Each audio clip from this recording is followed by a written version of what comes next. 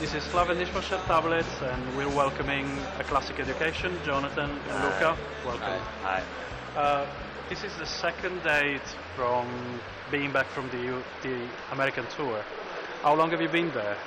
We were there for 7 weeks, so it was like the longest tour we've ever done. I think it was like around 45 shows. And yeah, it was a long time for us too. I think a month is the perfect tour. 7 weeks is a long time.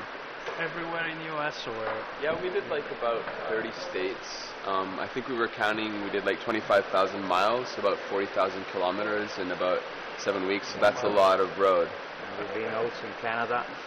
We play in Vancouver and Montreal. So, what was the best thing and the worst thing of the tour? I think the worst thing was, the best thing actually was like the crowds, and we'd already been there with British Sea Power on a tour for a month, and going back not knowing what kind of people, we were supporting a band and not really knowing what kind of people would be interested in us or not. Okay. I think it was really a pleasure to see people come up at the end of the show to the merch table and say, hey, we came to see you guys. For example, we played in San Diego and a guy drove all the way up from Mexico just to see us play. Or in Chicago, a kid came up to us. He had driven for a long time and he was there to see us and really enjoyed Call It Blazing, the record. And I think those things, which are normal things that you have at shows when you play, but for us, we don't take it really granted, and it's still like kind of amazing that someone from the other side of the world even listens to our record or knows a song by us or knows our name. I think that still kind of like amazes us. Guess all the summer standing straight and tall. Yes, the grandson should have first knew. I said shooting for the moon. I know. Oh, can't you see what my life could have been? Now bow down to this vicious times. Did you mention, yes, I'm not poor. Boy, I saw the Russian graves in town. In the back of my mind, yes, I know. You gotta figure out a way of letting go. Oh, very much gonna trash. Adios. Oh, can't you see what my life could have been?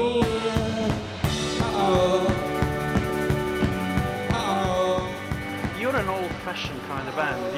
You have released a series of EPs, singles, and then almost like 3 years later, after the first things came out, you have your debut album out.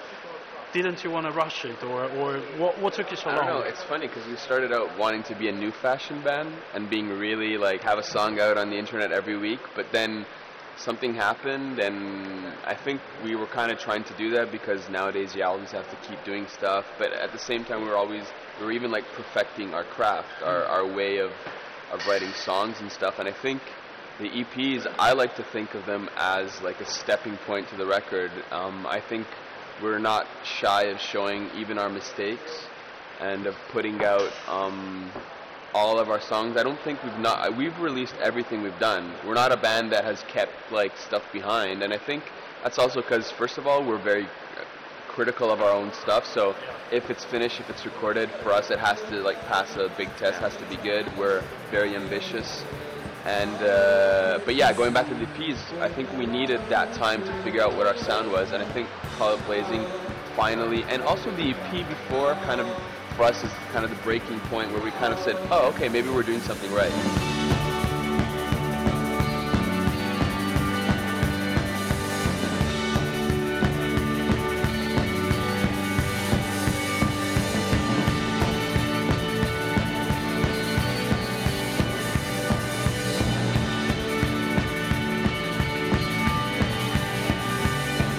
songs that we put on Blazing are songs that show what we are like a band. So we don't decide use this or that. We saw 12 songs are what a Classic Education was and is now. Well, it certainly doesn't sound like a debut album because there's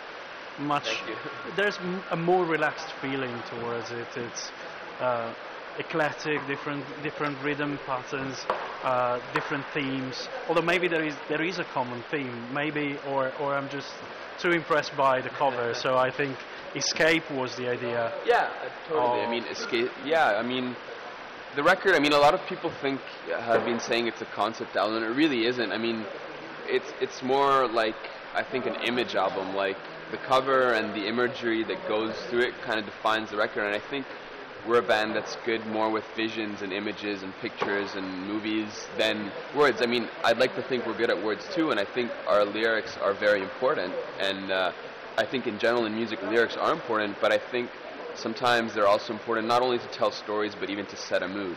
And I think that's what we try to do with our instruments, our lyrics, our set a mood. I think that's the most important thing. Like, I mean, I think emotion comes from that, from setting a mood more than just from lyrics. I mean, it has to be a combination of those elements. And so I think that's what we try to approach. And sometimes we come out good, sometimes we come out bad. But I mean, and the record, to go back, has kind of a theme of abandonment, escapism, leaving friends, leaving families, finding new families. That's kind of the whole concept behind it. And but I think we only realized that once we were actually writing the record. It's not something conscious. Then those photos came that inspired the artwork, and that kind of gave a definition to us too about what the record was about. And how much is it important? Because the first EPs had Esther Grossi artwork, and that became almost like a sign of recognition.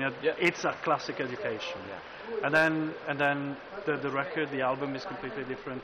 It's in black and white, so it's completely different as well from the colorful approach of Esther. Well, I mean, we always like to have, I think one of our things is also, one of the things that ties us five together is love of art in general, aesthetics, having everything kind of tied together. It's a very important thing for us. So when we were doing our first two EPs, we wanted something very unique. Esther has a really, really unique style, and I think, for example, her cover for first EP, I think it's her masterpiece in terms of relating to music. I mean, it's really like something that even if I just see it in a store, I mean, I'll recognize it directly. It has kind of like an iconic feeling to it. And I think we wanted that for the record too, but the record has a very dark, dramatic setting to it, and also it was inspired by a certain type of pictures, and the artist that did the cover, Alexandra Niepsu, she's a Polish artist. I think she was really good at trying to convey what we wanted to say. So we love working with artists like that. Esther was amazing at trying to convey what we were trying to do then, and Alexandra was amazing at trying to convey what we were doing then. And I don't know, I hope we can keep working with them because they're amazing. And they actually, it's funny because they collaborated together on the Hey There Stranger. Esther did the artwork, and Alexandra did all the writing and the lettering and stuff like that. Certain days we walk until the edge of town to feel content. Away, hey, away, hey, away, hey. Sissy Balkan, Sissy says the trumpets goes when it plays out loud. And I'll home, and I'll home, and I'll home. You can find it on the phone. Throw a fist up in the air.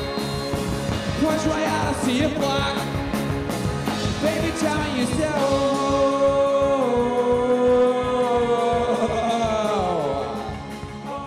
One last thing. What about him? Oh, he's Sonny. He's our Polish fighter. We picked him up on the border between Poland and Germany, and he's fell off the stage many times. We've repaired him many times, as you can see. He's broken all over the place. But we have a doctor on tour who does our merch, and he fixes Sonny every time. Yeah. And he's really happy to be back on the road with us because he didn't get to come to the U.S.